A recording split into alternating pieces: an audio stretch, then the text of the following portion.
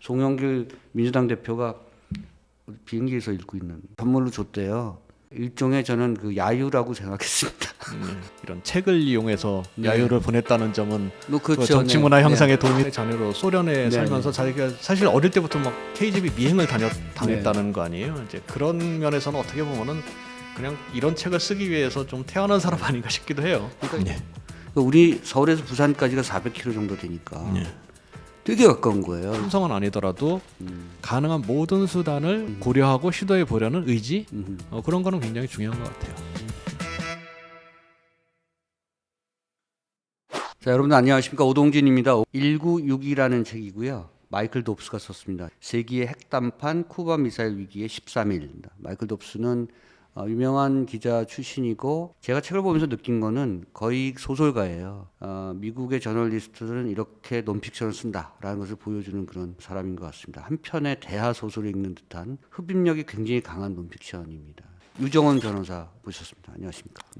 또 불러주셔서 감사합니다. 저희가 한번 만났었죠. 예. 그때는 줌으로 만났었는데 예. 다시 한번 본인 소개를 잠깐 해주시죠.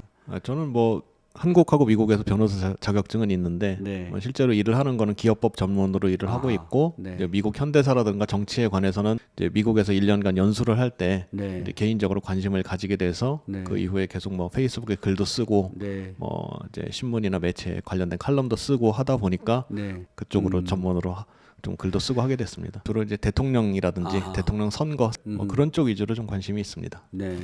마이클 dobs의 얼굴을 보고 계시고요. 지금 생존에 있나요? 아니면 마이클 dobs가 어떻게 됐나요? 아직 생존해 네. 있죠. 네. 대단한 사람인 것 같아요. 외교관의 자녀로 소련에 살면서 자기가 사실 어릴 때부터 막 KGB 미행을 당했다는 거 아니에요. 이제 그런 면에서는 어떻게 보면은 그냥 이런 책을 쓰기 위해서 좀 태어난 사람 아닌가 싶기도 해요. 그러니까 영국의 그 존 르 카레가 있잖아요. 예. 네, 첫번 출신의 소설가. 소설가. 네, 마이클 dobs가 미국의 존 르 카레일 수 있다. 뭐 그런 측면에서 보면 이 책이 얼만큼 흥미 있게 써 있는가를 짐작하실 수 있을 겁니다. 1962만 해도 이런 책을 쓴다는 것은 사실은 건축물을 쌓아 올리는 듯한 그런 직조 능력이 있어야 될 것 같아요. 기본적으로는 시간 순서대로 돼 있는데 네. 그 관점이 이제 뭐 미국, 크루쇼프, 네. 카스트로 이렇게 카스트로 왔다 이렇게 갔다 돼 있죠. 하니까요. 네, 네. 예. 제가 놀라웠던 것은 13일 동안에 모든 사람들이 자기 역할을 했다. 그래서 여기는 주조연이 굉장히 많은 사건이다 그러면서 이제 뭐 일개 병사의 얘기도 담고 있고 침투하는 침투조 얘기도 담고 있고. 침투조 얘기까지 있죠. 그래서 그런 거 어떻게 알았을까 이런 생각했었어요. 또 하나는 저 같으면 그걸 이렇게 그냥 리포트 형식으로 썼을 것 같은데 소설 보는 것 같아요. 어떻게 보면 미국 저널리즘의 약간 특징 비슷한 것 같아요. 잘 쓰죠. 똑같은 사건도 이걸 내러티브로 잘 풀어내는 능력이 좀 탁월한 것 같아요. 굉장히 뭐랄까 이렇게 픽션을해서 그렇게 일을 꾸며 나가는 구조로 짜가지고 굉장히 흥미 있게 글을 읽을 수 있게 만들었습니다. 앞으로 이제 약간 설명을 좀 해주셔야 될 것 같아요. 미쿠바 미사일 사태가 뭐냐? 쿠바는 이제 아시겠지만 미국의 턱 아래에 있는 국가인데 네네. 플로리다 밑에 있죠. 그 공산주의 혁명이 성공했던 쿠바이고 1962년 10월에 핵무기랑 그 핵무기를 발사를 할 수 있는 미사일을 배치를 하면서 미국과 소련이 한치 양보 없이 맞섰던 기록이고 시점상으로는 1962년 10월 16일에 케네디 대통령이 처음으로 쿠바의 미사일 기지가 건설되고 있다는 보고를 받았고 1962년 10월 28일 서로 양보를 해서 쿠바에서 미사일 기지를 철수하는 걸로 결정을 내렸던 13일간의 위기를 말합니다. 3차 세계대전이 발발할 뻔했던 그런 사건이죠. 쿠바에서 플로리다까지 135km인가 그렇거든요. 그러니까 우리 서울에서 부산까지가 400km 정도 되니까 되게 가까운 거예요. 그래서 실제로 아바나에서 플로리다로 넘어갔다가 불법으로 거기서 접시 닦기 하다가 쿠바 청년이 너무 힘들면 다시 건너왔다가 왔다 갔다 한대요. 그러니까 그 정도로 가까운 거리니까 아마 미국으로선 긴장할 수밖에 없는 거죠. 긴장할 수밖에 없죠. 당시 실제로 그 탄도미사일, 볼리스틱 미사일을 배치를 했고 처음에는 이제 워싱턴 D.C.까지 사정거리에 들어온다라고 하다가 나중에는 확인을 해보니까 미국 전역이 사정거리에 들 수 있다라고 판명이 됐으니까요. 일부는 들어와 있고 나머지만 막은 거죠. 그렇습니다. 그렇죠. 그러니까 그거를 어떤 방식으로 막은 거죠, 미국이? 그러니까 봉쇄라고 하는데 저도 이제 어제 영화를 보다가 D13 13 영화를 보다가 처음으로 알았는데 거기서 쓰인 용어가 지금 우리가 많이 쓰고 있는 쿼런틴이라는 용어를 쓰더라고요. 그래서 원래는 이제 봉쇄라고 할 때는 통상 블로케이드라는 용어를 쓰는데 이제 그게 너무 블로케이드는 전쟁 행위로 간주가 될 수 있고 아하. 너무 이제 상대방을 자극하는 면이 있다고 해서 실제로는 이제 그 소련 배들이 추가적으로 군사 장비를 쿠바 섬에 반입하는 것을 막기 위해서 해안에서 배를 막았지만은 그 용어를 쿼런틴이라는 공세선을 친 거죠, 그러니까. 예, 그렇습니다. 네. 그게 저 엑스맨이라는 영화에서도 나와요. 예. 그러니까 이 사건이 얼마나 미국 사람한테 큰 사건이었는지 사실 굉장히 상업적인 블록버스터에도 그런 것들이 쓰여질 정도로 소재가 되고 있습니다. 이게 발발 원인을 두고 사실은 미국적 시각으로만 보면 그렇게 후르시초프가 배신한 거고 소련이 군사적 야욕을 부린 거라고 보지만 소련의 시각으로 보거나 쿠바의 시각으로 보면 또 좀 다른 것 같아요. 그러니까 이제 일단 터키에 미사일 기지가 있었던 거잖아요. 그러니까 미국이 터키에 없던 미사일 기지를 만든 것이 모든 사건의 발단이 된 건 아닐까요? 그게 뭐 단일한 원인이라고 볼 수는 없지만 네. 어쨌거나 유럽에서 미국이 터키는 뭐 전통적인 유럽은 아니지만 유럽에서 네. 여러 군데 미군을 배치를 하고 그다음에 나토라는 기구를 만들어서 나토 조약의 핵심은 그 나토 회원국이 침공을 받을 경우에 다른 회원국들이 자동으로 개입해서 도와준다라는 조항이거든요. 그러니까 결국 그것은 책이나 영화에서도 나오지만 소련이 보복 공격으로 예를 들면 베를린을 칠 경우에는 미국 등의 나토 회원국들이 거기에 응대를 한다는 것이고 소련 입장에서는 유럽에서 계속 미국이 압박을 해 들어오는 상황이고 거기에 미국으로서는 기지를 만들 수밖에 없다 이런 거죠. 서방 세계를 지키기 위해서 미국이 참 잘못된 짓을 또 많이 저질렀잖아요. 피그스만 침공을 한다든가. 왜 그렇게 카스트로를 못 견뎌했죠?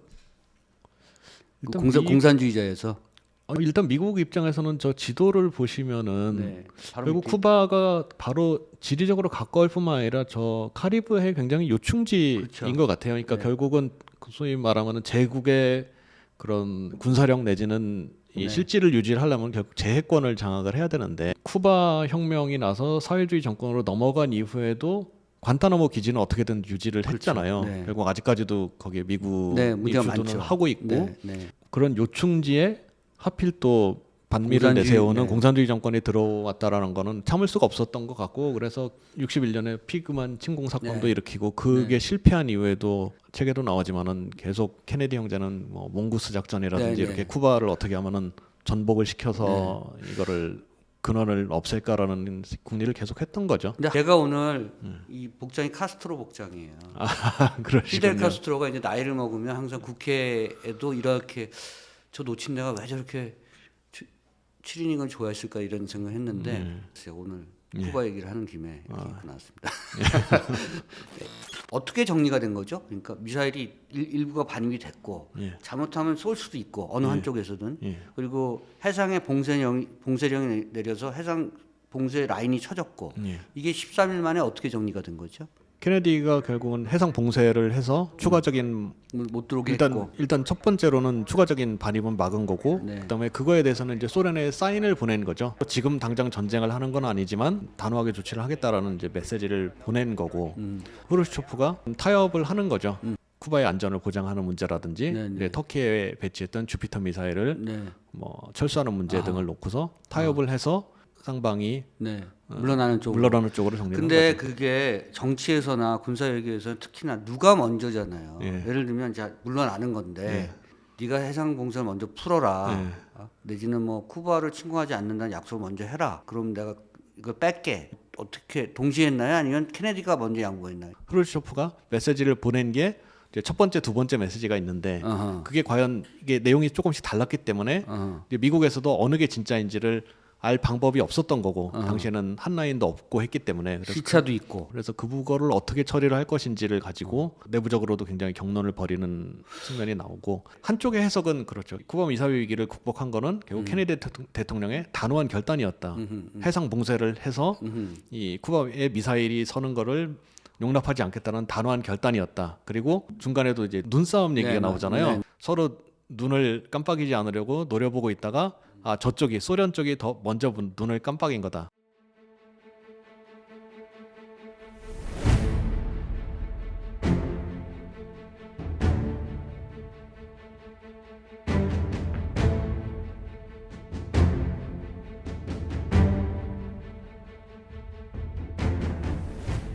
그게 뭐 오던 선박이 돌아가는 거를 네. 이제 그 눈을 먼저 깜빡인 걸로 네. 해석을 해서 이제 케네디의 승리로 묘사하는 해석이 또 하나 있는 반면에 이제 다른 측면에서는 케네디도 끊임없이 신호를 보내서 예를 들면 터키의 미사일을 철수를 하면은 그게 소련의 결정에 영향을 미칠까, 그게 국내 정치나 이런 측면에서는 어떤 게 받아들여질까를 해서 아는 언론을 통해서 좀 미리 흘려서 네. 그 정가나 외교가의 반응을 떠보기도 하고 케네디도 마지막 순간까지도 결국 핵 단추를 누르지 않기 위해 끊임없이 노력을 했던 거죠. 그런 면에서는 누가 먼저 양보하고 그런 게임이 아니고. 근데 저는 그 스타월틴 영화는 어제 이제 다시 봤는데 제가 생각했던 것보다는 그 실제로 군사 행동 그 쿼런틴 하는 장면이라든지 그런 액션 장면이 생각보다는 좀 많더라고요. 예. 원래 잘 찍는 감독이에요. 그리고 이제 13일이라는 기간에 여러 등장 인물이 있으니까 조금 난삽해질 수 있는데 어떻게 보면 굉장히 초점을 잘 맞췄다라는 생각이 드는 게 예를 들면 존슨 부통령 같은 경우는 분명히 그 회의실 안에 있었고 뭐 책에 보면은 뭐 이분의 평소 성격대로 굉장히 강경한 발언을 좀 하기도 하고 그랬지만 사실은 그 국면에서는 당시 이제 존슨 부통령은 중요한 인물은 아니었거든요. 그렇죠. 그 영화에서는 과감하게 빼더라고요. 예, 전혀 뭐 그 사람이 거기 나왔는지도 모를 정도로 했고 그 화자를 정한 거죠. 화자. 예, 사실은 화자를 그 케네디 형제의 측근이었던 케니 오도넬로 설정을 함으로써 약간은 이제 객관성을 확보하는 측면이 좀 있었고요. 뭐 JFK는 RFK가 주인공이 아니고 예, 제3자 시점을 내세운 거죠. 나중에 그 위기가 극복된 거를 이 사람 가정에서 자녀들과 식사를 하는 장면으로 표현을 함으로써 뭔가 좀 이렇게 그 부드러운 감동 코드로 영화를 마무리하는 어떻게 보면 굉장히 무거운 소재일 수 있는데 그런 면에서 저는 굉장히 시나리오 잘 썼어요. 시나리오 연출이 좋다라고 저는 생각을 했어요. 브루스 그린우드가 그 존 F 케네디 이미지하고 상당히 비슷하고 그렇죠. 그런 캐릭터의 싱크로나이징이라고 해야 되나요? 싱크로율도 굉장히 좋았던. 저는 뭐 JFK도 그랬지만 RFK 역을 맡은 배우 굉장히 분장이나 뭐 그렇죠. 뭐 헤어스타일, 그다음에 말하는 톤, 그다음에 항상 이렇게 그 양복 와이셔츠 소매를 걷고 그 법무부 집무실에 이렇게 책상에 발을 올리고 집무하는 모습이라든지 굉장히 그 RFK랑 너무 똑같아서 뒤에 로버트 케네디 진짜 같죠. 네, 닮았죠.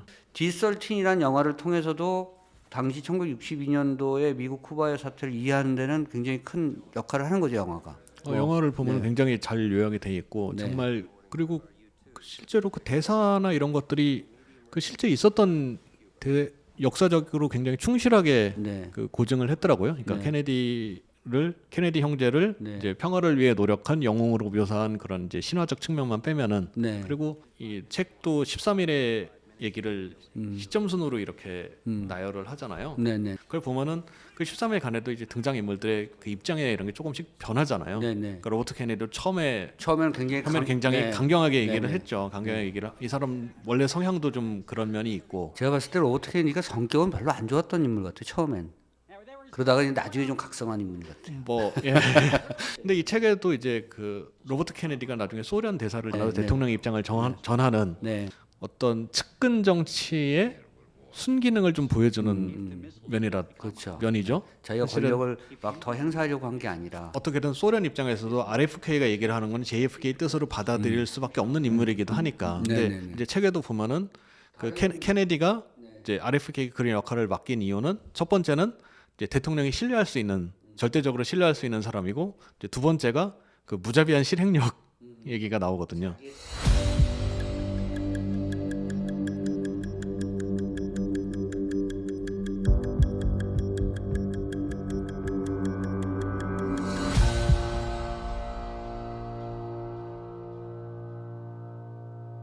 그 케네디 형제가 그런 측면에서 빛과 어둠이었던 것 같아요. 여기는 좀 유하고 젠틀한 이미지를 연출을 했고 그렇게 역할을 나눴던 것 같아요. 로버트 케네디는 강경하고 말도 좀 세게 하고 뭐. 그러니까 두 사람 다 입장이 변하잖아요. 그러니까 기본적으로 그러니까 핵전쟁이라는 파국을 막아야 한다라는 것은 동일하지만 그 안에서 구체적으로 대응을 어떻게 할 건지 뭐 때로는 감정적인 반응을 보이기도 하고 그거를 여과 없이 보여주는 게 좀 책의 장점인 것 같아요. 그러니까 이게 그 어떤 전쟁에 대한 결정 뭐 내지는 국가적인 과제에 대한 중요한 결정이 그냥 단선적으로 어떤 단일 요인에 대해서 이루어지는 게 아니고 굉장히 다층적인 요인에 대해서 그 이루어진다는 면을 좀 그러니까 생생하게 보여주는 게 이 책의 굉장히 장점이었던 것 같아요.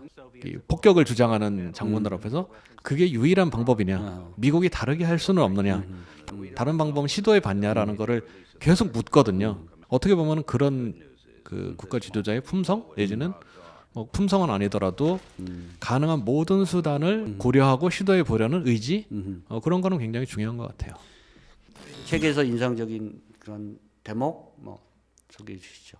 검은 토요일이라고 하는 그 결정적인 하루에 그 U2 정찰기가 소련 영공으로 한참 넘어갔다가 돌아오는 사건이 생겨서 이제 그 케네디 대통령한테 그거를 보고를 하니까 케네디가 꼭 말을 못 알아먹는 XX들이 있단 말이야 이렇게 대답을 하거든요. 케네디가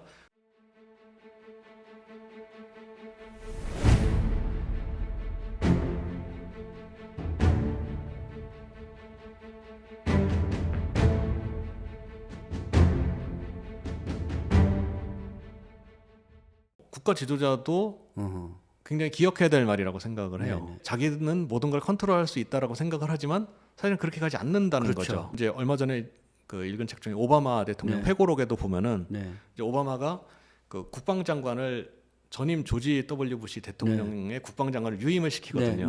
맞아요. 로버트 게이츠 그래서 취임해서 로버트 게이츠랑 첫 미팅을 하면서 내가 대통령 이제 취임해서 일하는데 꼭 기억해야 될 조언이 있으면 좀 해달라라고 하는데 로버트 게이츠도 비슷한 얘기를 해요. 대통령님, 내가 분명히 지금 말씀드릴 수 있는 거는 지금 이 순간 어딘가에서 어떤 놈은 사고를 치고 있다는 것입니다라는 얘기를 하거든요. 그러니까 야, 그거 좋은 말이다 진짜. 예, 대통령이 그거를 인식을 해야 된다라고 생각을 해요.